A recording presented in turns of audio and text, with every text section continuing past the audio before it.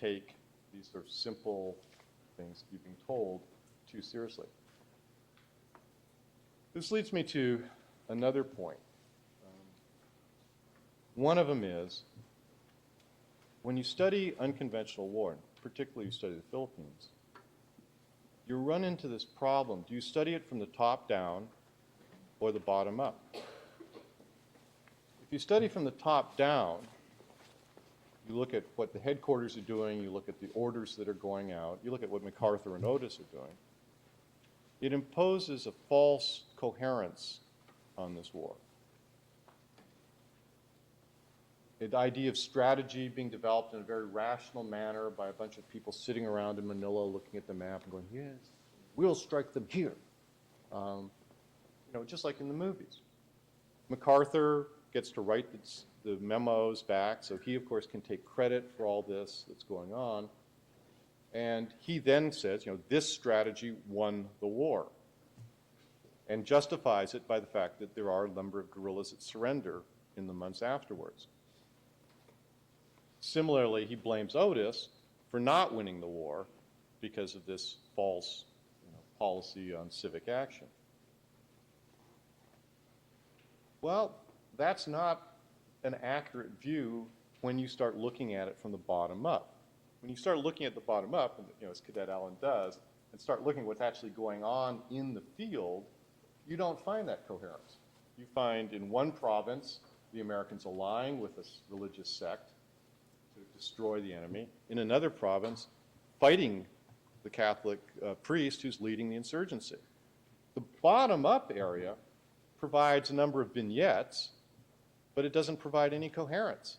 Even within one district, within 50 miles, you've got two very dissimilar wars going on. So that creates a problem where everything you're learning is situational and dependent on the officer and the nature of the opposition and luck in many ways. And I think, again, to get back to the school of unconventional warfare, some people have taken that to extremes. I think Max Boot being a very good example, as long as we're outing people, of looking at a couple of heroic people like Frederick Funston and say, well, all we need to do is get someone to go after and capture, Osama bin Laden with his pistol like Frederick Funston does with Aguinaldo, and everything would be solved. So I'm not sure. And I think when I was writing this, I run into this problem. I think everyone that's doing this, and those of you who will be writing the history of Iraq and Afghanistan, are going to have this issue of, is the war being fought from the top down, in which case, currently, if you've read Ricks's book, it's all General Petraeus and it's all being masterminded. Before that, Donald Rumsfeld, of course, was trying to fight the war from the top down. Or is it being fought from the bottom up? In which case you go out and look at Anbar, you look at what Colonel McMaster was doing, and is that the war that you want to study? I don't think there's an easy solution, but any study of unconventional war has to integrate this top-down, bottom-up.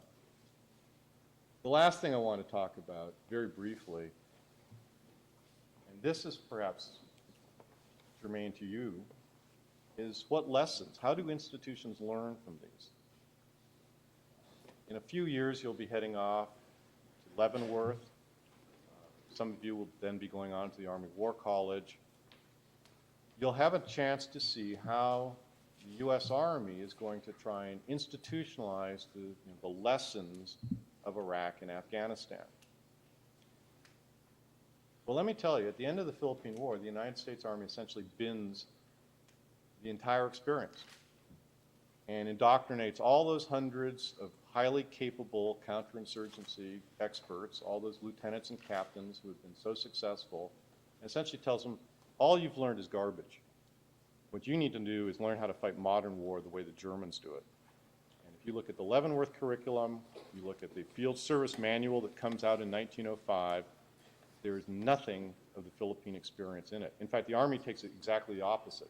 These guys are dangerous. All they know is counterinsurgency. We need to create new forms of officers. So that experience is essentially lost. People who are looking for the lessons of the Philippine War, good luck, because they aren't there. They're systematically destroyed. And this, by the way, is not a new thing.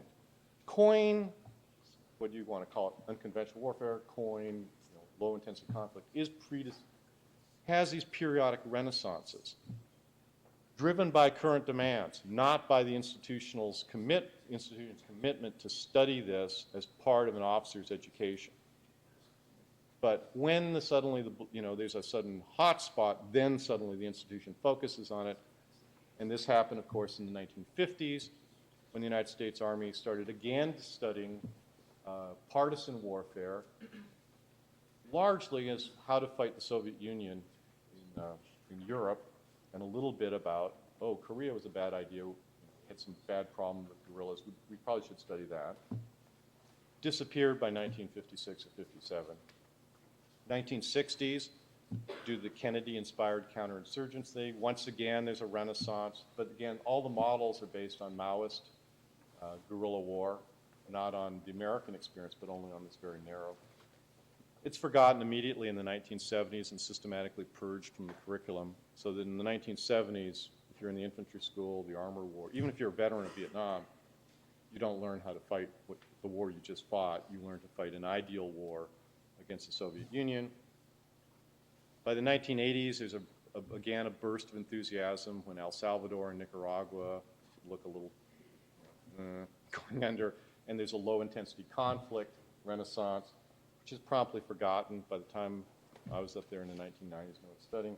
And finally now, in 2000, we have the Iraq-driven focus on counterinsurgency. All this is good, and all this is fine, and I think you should be studying on conventional warfare, and I'm glad to participate. But it leads to a very narrow focus on history to shape or to influence current policy. People are studying counterinsurgency now, not because they're really interested in counterinsurgency, but to better fight Iraq and Afghanistan. And that means a very narrow and limited view of a very complicated phenomenon.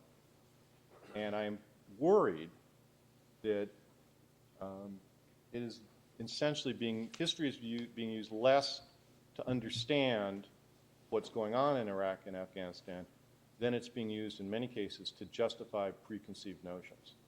I know what we should do in Iraq, Afghanistan. Let me go find a historical example to vindicate that. That has got us in trouble. In fact, I think it's one of the reasons we're there now, and I think it's going to continue to get in trouble. So I urge you, and please, when you're studying this, try to separate the present from your analysis. Because, believe it or not, you're going to be facing this the rest of your life, I think, or at least have to think about it. And if all your understanding of this is driven by what we needed to do correctly in Iraq and Afghanistan, you will not be prepared for when you're facing it 15 or 20 years later. You will go in with very limited intellectual blinders, and to quote that famous thing in Beyond the Fringe, not only have we learned from our mistakes, we've learned so well that we're capable of repeating every one of them.